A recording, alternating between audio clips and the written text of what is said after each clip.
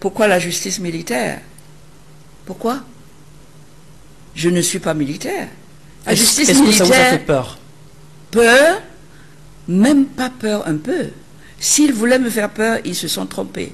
On ne me fait pas peur en faisant des grimaces genre singe devant moi. On ne me fait pas peur. On peut me faire rire, c'est vrai.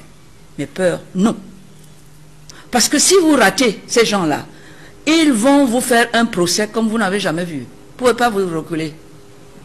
Parce que la loi a prévu que quelqu'un qui se lève un matin vous met des choses gravissimes sur le dos, des choses qui sont constitutives de délit, sinon de crime. S'il n'arrive pas à rapporter la preuve pour qu'on puisse vous condamner, vous avez là un bâton magique et en or pour lui asséner des coups au terme d'un procès en dénonciation calomnieuse. Il va avoir exactement les peines qui auraient été les vôtres s'il avait pu prouver ce qu'il avait dit. Ils ne savent pas ça. Il y a un retour de manivelle. Je ne voudrais pas que le moment venu, M. Atangandji fuit la justice. Parce qu'il aura ses convocations. Je vous tiendrai au courant. Vous verrez s'il est courageux ou s'il n'est pas. Donc le REDAC annonce qu'on pourrait assister, il y a une plainte contre le ministre de l'administration territoriale. Oui, et il y en aura d'autres ici. Parce que je l'accuse d'être à l'origine de ça, puisqu'on reprend in extenso ce qu'il a déclenché dans ses arrêtés. Oui, donc, il viendra donc expliquer. Oui. Donc une plainte également est en gestation contre l'Observatoire du développement sociétal. Il y en aura une. Mais avant de m'occuper de ce menu de fretin-là, je vais d'abord m'occuper de ses commanditaires. Il ne fait pas ça tout seul. C'est un monsieur dont j'ai un petit peu quelques informations sur ce qu'il a toujours fait. C'est un indique à la solde de ceux qui manipulent les indiques. Sachant que les discours du chef de l'État n'engagent que ceux qui les écoutent, je n'écoute plus.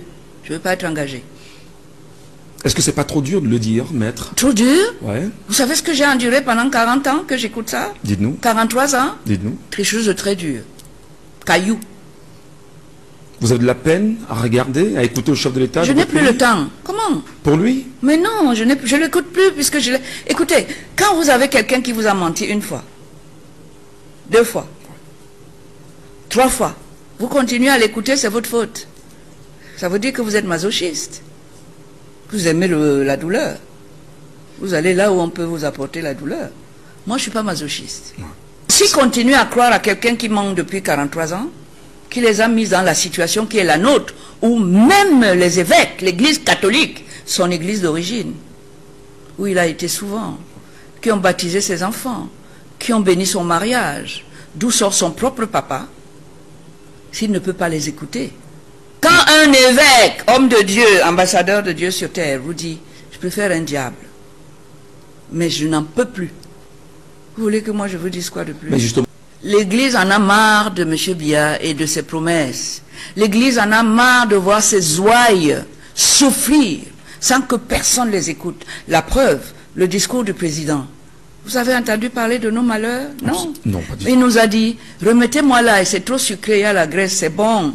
Qu'on le laisse continuer à jouir de nos biens, à nous priver de tout, à ne punir personne, dès lors que ces personnes ne font rien contre lui, mais contre nous, il les maintient en place. C'est le cas de M. Atangandji.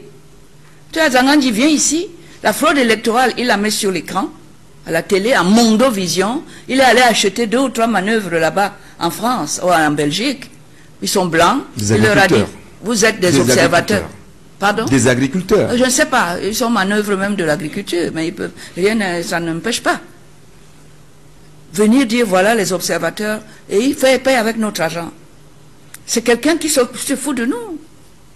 Et là, je lui dis, tu ne vas plus te foutre de moi, pas moi. Le tableau que vous faites est un tableau totalement sombre. Mais non, mais il est sombre. Eh bien, l'avenir également... C'est pas moi qui fais le tableau sombre. L'avenir également est sombre si on continue de faire confiance à M. Biya, c'est ça? Mais évidemment, enfin, vous ne pouvez pas tirer ce genre de conclusion vous-même.